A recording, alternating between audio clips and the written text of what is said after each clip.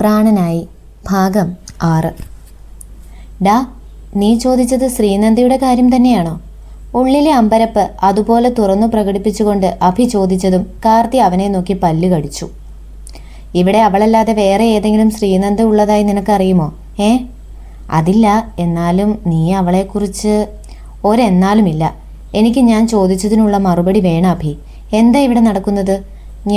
ഞാൻ കരുതിയതുപോലെയൊന്നുമല്ല കാര്യങ്ങൾ. ആകെ എവിടെയോ എന്തൊക്കെയോ താളപ്പിഴകൾ. നിനക്കെല്ലാം അറിയാം. അതുകൊണ്ട് ഇപ്പോൾ ഈ നിമിഷം എനിക്കറിയണം, എന്താ ഇവിടെ നടക്കുന്നത്? ഗൗരവത്തോടെ കാർത്തി ചോദിച്ചതും അഭിയിൽ ചെറുതല്ലാത്ത ഒരു സന്തോഷം നിറഞ്ഞു. താൻ കാത്തിരുന്ന നാളെത്തി എന്ന പോലെ. അവനിൽ നിന്നു തന്നെ ഇങ്ങനെയൊരു ചോദ്യം തനിക്ക് മുന്നിൽ എത്തണമെന്നും അവൻ ആഗ്രഹിച്ചിരുന്നു. അത് നടന്നിരിക്കുന്നു. ശ്രീനന്ദ എന്ന പെൺകുട്ടിയെക്കുറിച്ച് ചെറുതായെങ്കിലും ഒരു ചിന്ത അവൻ്റെ മനസ്സിൽ നിറഞ്ഞു. അത് മതിയായിരുന്നു അഭിക്ക്. ഉള്ളിൽ നിറയെ സന്തോഷമുണ്ട് എങ്കിലും അത് പുറമെ പ്രകടിപ്പിക്കാൻ അവൻ തയ്യാറായിരുന്നില്ല. മുഖത്ത് പുച്ഛം കലർത്തി അഭി കാർത്തിയെ വെറുതെ നോക്കി നിന്നു. കൊള്ളാലോ. ഇപ്പോൾ എന്തു പറ്റി? താലി കെട്ടിയ പെണ്ണിനെക്കുറിച്ചും അവളെങ്ങനെ ജീവിക്കുന്നതെന്നുമൊക്കെ അറിയാനുള്ള ആകാംക്ഷ നിനക്ക് ഇപ്പോൾ എവിടെ നിന്നു വന്നു? എന്താ, എന്തെങ്കിലും കാണുകയോ കേൾക്കുകയോ ചെയ്തോ നീ? അതുകൊണ്ടാണോ പെട്ടെന്ന് വന്നുള്ള ഈ അന്വേഷണവും സംസാരവും എല്ലാം? അത് കേട്ടതും സംശയത്തോടെ കാർത്തി അഭിയെ നോക്കി. നിനക്കെങ്ങനെ മനസ്സിലായി എന്ന പോലെ. നീ ഇങ്ങനെ നോക്കുകയൊന്നും വേണ്ട. ഈ വീട്ടിൽ നടക്കുന്ന ഓരോ കാര്യങ്ങളും ഞാൻ എന്നും എല്ലാം കേൾക്കുകയും കാണുകയും ചെയ്യുന്നുണ്ട്. ആ പെണ്ണിനെ ഇവിടെ ഇട്ട് കൊല്ലാക്കൊലയാ ചെയ്യുന്നത്. നീ അറിയുന്നില്ലല്ലോ ഇതൊന്നും. അവളിവിടെ ഭാര്യ എന്ന ലേബലിൽ രാജകുമാരിയായി ജീവിക്കുകയാണ് എന്നാണല്ലോ ഇന്നലെ കൂടി നീ പറഞ്ഞത്.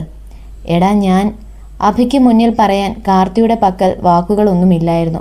വേണ്ട, കൂടുതൽ ന്യായീകരണങ്ങളൊന്നും നിന്റെ ഭാഗത്തു നിന്നും വേണ്ട. അങ്ങനെ ന്യായീകരിച്ചിട്ടും വലിയ കാര്യമൊന്നുമില്ല. ഒരു സഹോദരൻ എന്ന പോലെ ആരും തിരിഞ്ഞുപോലും നോക്കാത്ത ആ പെണ്ണിനു വേണ്ടി പല സാഹചര്യത്തിലും അവൾക്ക് താങ്ങായി നിൽക്കാൻ ഞാൻ ശ്രമിച്ചിട്ടുണ്ട്. പക്ഷേ അവിടെയും എനിക്ക് പരിധിയുണ്ട്. അവളോട് നിനക്കില്ലാത്ത സ്നേഹം എനിക്കെന്തിനാണെന്ന ചോദ്യം പുറകെ വരും. അഭി, നീ എന്തൊക്കെയായി പറയുന്നേ? എനിക്കൊന്നും മനസ്സിലാകുന്നില്ല. അവൾക്കിവിടെ അല്ലെങ്കിലും നിനക്ക് എന്താ മനസ്സിലായിട്ടുള്ളത് കാർത്തി? നിനക്ക് പിന്നെ കള്ളു കുടിച്ചു കഴിഞ്ഞാൽ വെളിവും വെള്ളിയാഴ്ചയും ഒന്നുമില്ലല്ലോ. പാതിരാത്രി കള്ളും കുടിച്ചു വന്ന് കയറുന്നു, നട്ടുച്ചയ്ക്ക് എഴുന്നേൽക്കുന്നു, വീണ്ടും പുറത്തു പോകുന്നു. ഇതിൽ കൂടുതൽ നീ ഇവിടെ ഒന്നും ചെയ്യുന്നില്ല, അറിയുന്നില്ല. അല്ലെങ്കിൽ നീ അതിന് ശ്രമിക്കുന്നില്ല.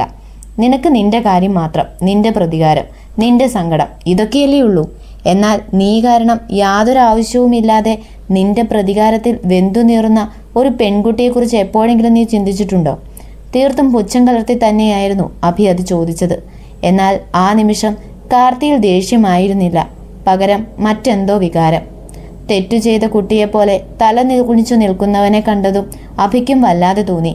എങ്കിൽ കൂടിയും ഇപ്പോൾ തനിക്ക് പറയാനുള്ളത് പറഞ്ഞില്ലെങ്കിൽ മറ്റൊരവസരത്തിൽ വീണ്ടും അവൻ അവൻ്റെ വഴിയെ പോകും എന്നുള്ള കാര്യം അഭിക്കു തന്നെ ഉറപ്പായിരുന്നു. അതുകൊണ്ട് ഈ അവസരം ആ പെണ്ണിനു വേണ്ടി നന്നായി ഉപയോഗിക്കാനും അവൻ തീരുമാനിച്ചു.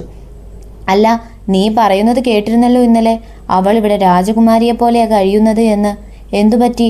ഇപ്പോൾ രാജകുമാരിക്ക് കിരീടമോ ചെങ്കോലോ അങ്ങനെ വേറെ എന്തെങ്കിലും ഇല്ലാതെ വന്നതായി നീ കണ്ടോ? എന്നെങ്കിലും ഇതെല്ലാം നീയായി മനസ്സിലാക്കുന്ന ദിവസത്തിനായി കാത്തിരിക്കുകയായിരുന്നു ഞാനായി പറഞ്ഞാൽ വിശ്വസിക്കില്ലല്ലോ. അവളെ നല്ലവളായി കാണിക്കാൻ ഞാൻ കഷ്ടപ്പെടുന്നു എന്നാണല്ലോ നിന്റെ വാദം. ഇപ്പോൾ എന്തായി? സത്യങ്ങൾ മുന്നിൽ കണ്ടപ്പോൾ ഉൾക്കൊള്ളാനാവുന്നില്ല അല്ലേ? അഭി, പ്ലീസ്, എനിക്ക് മനസ്സിലാവുന്നുണ്ട് നീ എന്തുകൊണ്ടാണ് ഇങ്ങനെയൊക്കെ സംസാരിക്കുന്നത് എന്ന്. പക്ഷേ എടാ, എൻ്റെ സാഹചര്യം. നിന്റെ സാഹചര്യം മണ്ണാങ്കട്ട. ഇതേ സാഹചര്യത്തിൽ തന്നെയാണ് നീ അവളെ കെട്ടിയത്. കഴുത്തിൽ താലി കെട്ടി ഒരു പെണ്ണിനെ കെട്ടിക്കൊണ്ടുവന്ന് തറവാട്ടിൽ കയറ്റി ഇരുത്തിയിട്ട് അവൾ ഇവിടെ ഉണ്ടോ ഉറങ്ങിയോ എങ്ങനെ ജീവിക്കുന്നു എന്നുപോലും അന്വേഷിക്കാതെ മൂക്കുമുട്ടെ കള്ളും കുടിച്ച് ഏതോ ഒരുത്തിക്ക് വേണ്ടി കരഞ്ഞു നടക്കുന്നതാണോടാ നീ സാഹചര്യം എന്ന് പറഞ്ഞ് സ്വയം കരുതുന്നത്? ഒക്കെ ശരി. ഇതൊക്കെ നിന്റെ സ്വയം സാഹചര്യങ്ങളോ മറ്റെന്തെങ്കിലും ആയിക്കോട്ടെ. നിന്റെ സാഹചര്യത്തിൽ ആ പെണ്ണിനെ കൂടി എന്തിനാണ് ബലിയാടാക്കിയത് എന്നായി എനിക്കറിയേണ്ടത്. ചോദിക്കാനും പറയാനും ആരുമില്ലെന്ന ധൈര്യത്തിൽ അല്ലേ? മറ്റൊരു സാഹചര്യത്തിലായിരുന്നുവെങ്കിൽ അവനുള്ള മറുപടി കാർത്തി തൻ്റെ അഹങ്കാരത്തിൽ ദേഷ്യത്തിൽ തന്നെ തിരികെ പറയുമായിരുന്നു. എന്നാൽ മുന്നിൽ കണ്ട കാഴ്ചയും അവൾ അനുഭവിക്കുന്നതും ഒക്കെ ഓർമ്മ വന്നതുകൊണ്ട് തന്നെ താൻ അവളെ മനഃപൂർവ്വം തൻ്റെ ജീവിതത്തിലേക്ക് വലിച്ചിട്ടത് തെറ്റായോ എന്ന് കാർത്തിക്ക് തോന്നി തുടങ്ങിയിരുന്നു. അതുകൊണ്ട് തന്നെ മുന്നിൽ നിൽക്കുന്നവൻ പറയുന്നതെല്ലാം കേൾക്കേണ്ടത് തൻ്റെ ബാധ്യസ്ഥതയാണെന്ന് അവൻ ഉറപ്പിച്ചു. അത് വിട്. ഇപ്പോൾ നീ അവളെക്കുറിച്ച് ചോദിച്ചതിൻ്റെ കാരണം പറ. അത് കഴിഞ്ഞിട്ടാവാം ബാക്കിയുള്ള കാര്യങ്ങൾ പറയണോ വേണ്ടയോ എന്ന് തീരുമാനിക്കാൻ, ഗൗരവത്തോടെ തന്നെ അഭി പറഞ്ഞു. അത് കേട്ടതും രാവിലെ അവൾ വെളുപ്പിനെ എഴുന്നേറ്റത് കണ്ടതു മുതൽ ഇരുട്ടിൽ ഭയത്തോടെ പാത്രം കഴുകുന്നതും വിറക് കീറുന്നതും മുതൽ ജാനു വഴക്കു പറഞ്ഞതുമെല്ലാം അവൻ്റെ മനസ്സിൽ തെളിഞ്ഞു.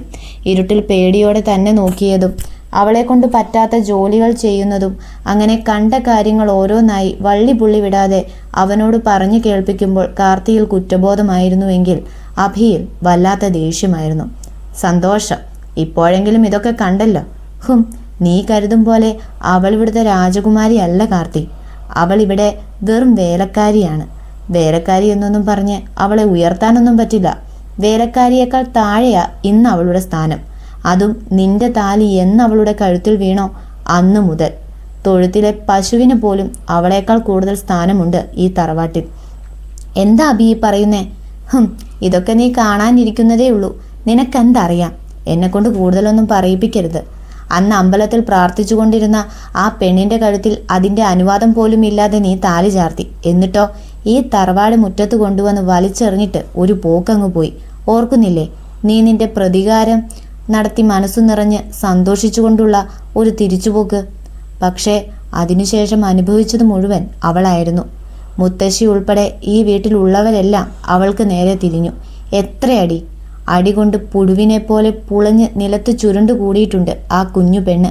ഒരു മനുഷ്യ ജീവനാണെന്ന് പോലും പരിഗണിക്കാതെ പട്ടിണി കിടത്തിയിട്ടുണ്ട് ഇവിടെയുള്ളവർ അവളെ. ഒരിക്കൽ ഇതൊന്നും കണ്ട് സഹിക്ക വയ്യാതെ അവളെ സംരക്ഷിക്കാൻ ചെന്നതിന് മുത്തച്ഛൻ്റെ വക ഒരു പേരും എനിക്ക് കിട്ടിയിരുന്നു. ഒരു നിമിഷം പറയാൻ വന്നത് പകുതിക്ക് വെച്ച് നിർത്തി അഭി കാർത്തിയെ നോക്കി. അവനിൽ സംശയമായിരുന്നു. എന്നെ നിന്റെ ഭാര്യ പലതും കാണിച്ച് വശീകരിച്ചു വെച്ചിരിക്കുകയാണ് പോലും. അതായത് അവളുടെ രഹസ്യ കാമുകനാണ് ഞാൻ എന്ന്. അതായത് സഹോദരൻ്റെ ഭാര്യയെ കണ്ണുവെച്ച് നടക്കുന്ന വെറും ആഭാസനാണ് ഞാനെന്ന്. പുച്ഛത്തോടെ അഭി പറഞ്ഞതും കാർത്തി തൻ്റെ കണ്ണുകൾ ഇറുക്കി അടച്ചു. അന്ന് നിറകണ്ണുകളോടെ അതിലേറെ ദയനീയതയോടെ എന്നെ നോക്കിയൊരു നോട്ടമുണ്ട് ആ കുഞ്ഞു പെണ്ണ്. തളർന്നു പോയടാ ഞാൻ. അതിനുശേഷം അവളെ നോക്കാൻ പോലും എനിക്ക് പേടിയാണ്. ഞാൻ കാരണം അവൾ വേദനിക്കരുത് എന്ന ഒറ്റ കാരണത്താൽ. അവൾക്കും അങ്ങനെ തന്നെയാ. എന്നെ കാണുമ്പോൾ പാവം മാറി നടക്കും. അവൾ മൂലം ഇനിയും എനിക്ക് എന്തെങ്കിലും ചീത്തപ്പേരുണ്ടായാലോ എന്ന ഭയത്തിൽ. താലികെട്ടി അതിനെ ഇവിടെ നടതള്ളിയ അന്ന് തന്നെ മുത്തശ്ശി ഒരു ഉത്തരവ് ഇറക്കിയിരുന്നു. ഈ വീട്ടിലുള്ള എല്ലാ പണിയും അവൾ ചെയ്യണമെന്ന്. ആണുങ്ങൾ ചെയ്യുന്ന ജോലി വരെ അവൾ ഇവിടെ ചെയ്യുന്നുണ്ട്. എന്തിന്? വിറക് വരെ ഈ തറവാട്ടിലേക്കുള്ള ആവശ്യത്തിന് മുറിപ്പിക്കുന്നത് അവളെ കൊണ്ടാ. ഒരാൾക്ക് ചെയ്യാൻ പറ്റുന്നതിനേക്കാൾ കൂടുതൽ അവൾ ഈ വീട്ടിൽ പണി ചെയ്യുന്നുണ്ട്. ഒപ്പം മാനം കാക്കേണ്ട അവസ്ഥയും ആ പെണ്ണിനുണ്ട്. കഴുകൻ കണ്ണിൽ നിന്നും ഒളിച്ചു ജീവിക്കേണ്ട ഗതി. സംരക്ഷിക്കാൻ ആളില്ലാത്ത പെൺകുട്ടികൾക്ക് ഇങ്ങനെ പലതും ഉണ്ടാകും. എല്ലാം കേട്ട് തകർന്നിരുന്ന കാർത്തി അഭിയുടെ അവസാനത്തെ ദേഷ്യത്തോടെയുള്ള വാക്കുകൾ കേട്ടതും സംശയത്തോടെ തല ഉയർത്തി നോക്കി. അവൻ്റെ കണ്ണുകളിൽ തെളിഞ്ഞു നിൽക്കുന്ന പക കാർത്തിക്ക് കാണാൻ സാധിക്കുന്നുണ്ടായിരുന്നു. ആ പകയിലേക്ക് പകപ്പോടെ നോക്കി നിന്നുപോയി കാർത്തി. തുടരും. പ്രാണനായുടെ അടുത്ത ഭാഗവുമായി ഉടനെ വരുന്നതാണ് എന്ന് നിങ്ങളുടെ സ്വന്തം നില.